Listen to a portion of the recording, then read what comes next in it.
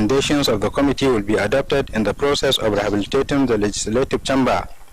The Speaker commended Governor Aminu Bello Masari for his concern to the House and its activities. Earlier, the chairman of the committee, Abubakar Suleiman Abukur, told the commissioner that the committee was divided into two to ease its assignment. Alhaji Abubakar Suleiman Abukur said the two and directors, as well as other professionals from key ministries, departments and agencies of Katsina State. The details of the report are to be presented from our studio. Closing the 3-day workshop, the Commissioner of Budget and Economic Planning, Alhaji Faruk Lawal Jobe, represented by the Permanent Secretary, Alhaji Abdullahi Abubakar, told the participants that the workshop, which was the third in the series, was meant to produce authentic policy documents to address poverty within the vulnerable groups among the population of Katsina State. Alhaji Faruk Jobe highlighted the support the Budget Ministry was receiving from the Masari-led administration and assured that the document will be implemented to its fullest to achieve the set objective. The Budget and Economic Planning Commissioner said this process will help in changing practices and behavior of giving the poor and vulnerable, especially women, children and the elderly, access to affordable health care, education and social insurance. This, he said, will remove them from economic barrier in the deliberate attempt to reduce poverty in Katsina State from now to 2031. The workshop suggested for an uninterrupted legal framework and other policy indicator to enable implementers and other stakeholders access funds to ensure the workability of the process. The workshop, which dwelt extensively on the prospect and constraints of the policy, proper solution on the best ways to address poverty through diversified strategies to attain social protection. It could be recovered. A steering committee and technical working group was inaugurated sometime last year to produce a working policy document which will guide the government on how best to address vulnerability of children, women and the elderly from the time the policy takes effect to the year 2031. That ends the report. A one-day capacity building and sensitization workshop for community orientation and mobilization officers on urban defecation-free has been held in Katsina. The workshop was organized by Katsina State Office of the National Orientation Agency in collaboration with the Federal Ministry of Water Resources. Correspondent Shamsuddin Habib has details of the report. Declaring the workshop open, the Director General of the National Orientation Agency, NOAA, Dr. Garba Abari, said the program followed an Executive Order No. 9 signed by President Muhammadu Buhari on how the country will attain open defecation free by 2025. Dr. Garba Abari, represented by the State Director of the agency, Alhaji Yahya Adamu, pointed out that the workshop was organized to incite the participants on the presidential order and how best to enlighten the public on the dangers of open defecation. The NOAA Director General maintained that the capacity building workshop will serve as a wake-up call for the policy makers on the need to intensify efforts toward attaining an open defecation-free Nigeria by the year 2025. Dr. Garba Abari expressed appreciation to the state government, Federal Ministry of Water Resources, and other stakeholders for their support toward the successful conduct of the workshop. The representative of the Federal Ministry of Water Resources, Mr. Shizoma Opera, spoke on the relevance of the capacity building workshop toward attaining an open defecation-free Nigeria. According to her, the Ministry of Water Resources is working closely with the relevant stakeholders toward actualizing the Executive Order No. 9 of ensuring hygiene and sanitation in Nigeria. She expressed appreciation over the achievement recorded by Katsina State in the implementation of the shown project and called for its sustenance.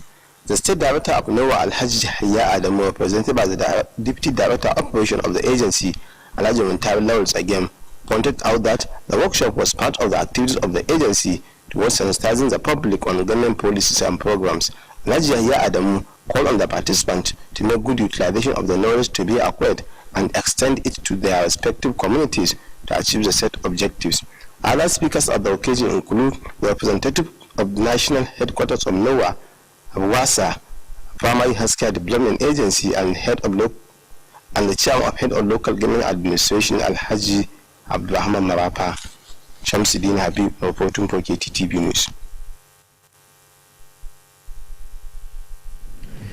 The National Primary Healthcare Development Agency says it has begun providing second doses of AstraZeneca COVID-19 vaccine. The Executive Director, National Primary Healthcare Development Agency, Faisal Shaibu, who disclosed this to newsmen in Abuja, said already the number has reached 4,683. Faisal Shaibu explained that a total of 1,929,237 Nigerians had taken their first dose of the vaccine. He said the number represented 96% of the targeted population, as it indicated that Nigeria had almost completed administering all first doses, included the campaign as of 24th May. According to him, those individuals currently eligible for second dose would have received their first dose 6 to 12 weeks ago. Tricycle or Keke Napep plays a very significant role in the transportation sector of Katsina State. Keke Napep transportation service has assisted greatly in easing movement of people in all the major areas of the state. In this special report, correspondent Dahiru Abba examines the relevance of Keke Napep transportation service to the socio-economic well-being of people, particularly those in the state capital. The report. The importance of tricycle in most of the cities like Katsina cannot be overemphasized, considering the way it assists in easing transportation. Apart from being cheapest and affordable means of transport, tricycle contributed immensely in improving the socio-economic well-being of people, especially at the major towns of the state. It also assists in providing job opportunities among teeming youth and contributed in reducing unemployment and insecurity in the state.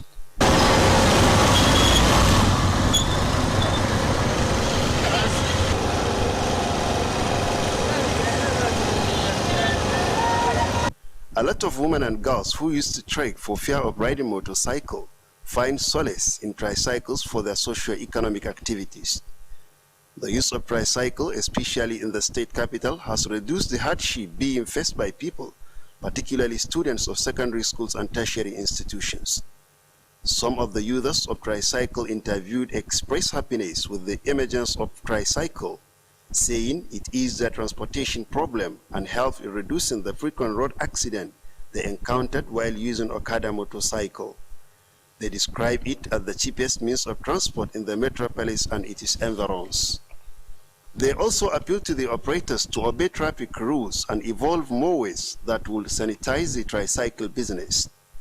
Considering the relevance of tricycles to the improvement of the well-being of populace, Considering the relevance of tricycle to the improvement of the well-being of the populace, there stress the need for the government and other well-to-do in the society to support unemployed youth with soft loan to procure more tricycles to become self-reliant.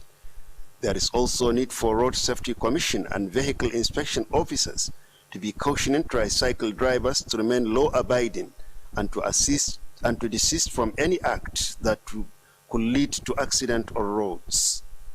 As operating tricycle is becoming a bricks business in Katsina State, the tricycle drivers should always exhibit maturity and sense of responsibility while operating the tricycles for more prosperity in the business. Dahiru Abba reporting for Kttv News. Senate Committee on Power has played electricity distribution companies discuss over poor distribution of meters to consumers despite the release of 33 billion naira to local manufacturers. The chairman of the committee, Senator Gabriel Suswa, stated this when the committee visited the Nigerian Electricity Management Services Agency (NEMSA) on oversight functions. He said about 59 billion naira was earmarked by the Central Bank of Nigeria for the federal government's mass metering program. Senator Gabriel Suso said despite the release of 33 billion naira as financing support to local manufacturers, deployment of meters to consumers had been very poor. According to him, those to produce meter have money sitting at the CBN, which they will take at single-digit interest rate percentage.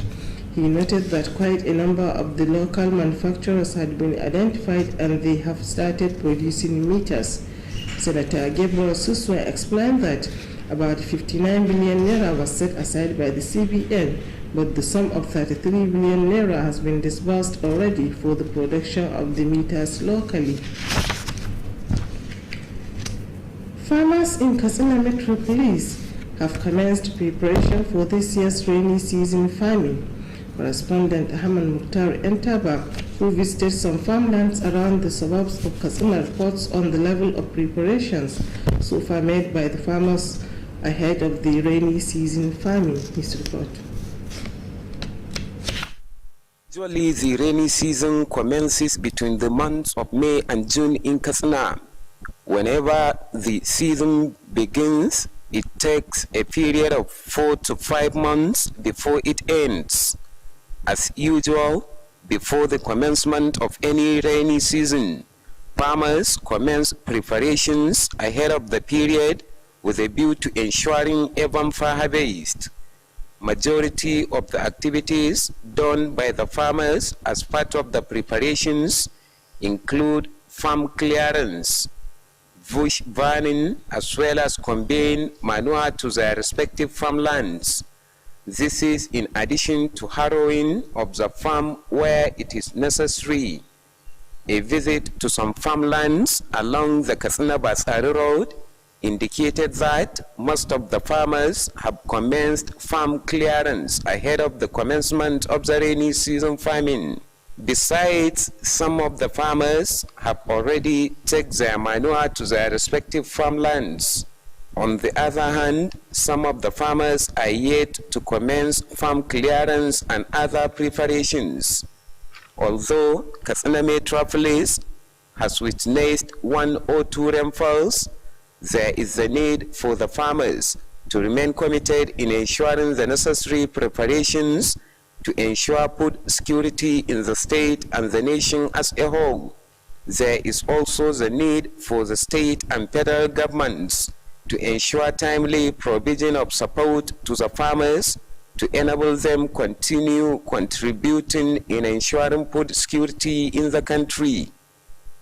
Ahmed Mukhtar Entaba, reporting for Kttv News. The Nigerian Air Force (NAF) has constituted a committee to investigate incessant plane crashes involving its aircraft.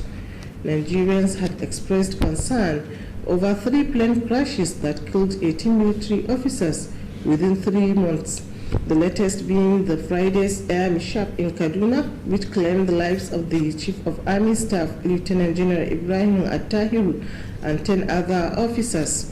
In a statement, the spokesman of NAV, Air Commodore Edward Gokret, said the committee constituted by the Chief of the Air Staff, Air Marshal Oladayo Amao, comprised serving and retired senior officers. He said the committee was to conduct a safety audit of all NAV operational and engineering units, adding that the committee was directed to submit its report by June 18, 2021. And with that, we conclude Kttv News tonight. Thanks for watching and stay tuned for the Hausa version.